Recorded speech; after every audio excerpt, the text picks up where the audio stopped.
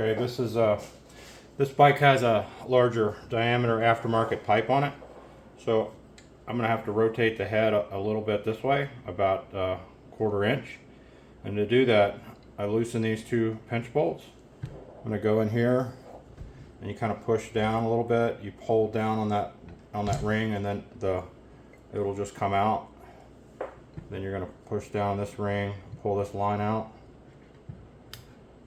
and then you're gonna take a little piece of line, just cut it from your kit, plug it into the bottom, and then you're gonna loop it like that into the compressor. And now we can rotate the compressor head out of the way. As you can see now, I can kind of rotate it outbound of the inside of the tank.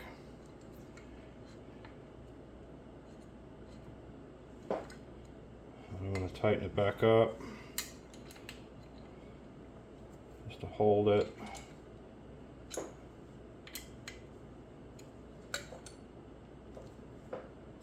And I'm going to test fit it real quick.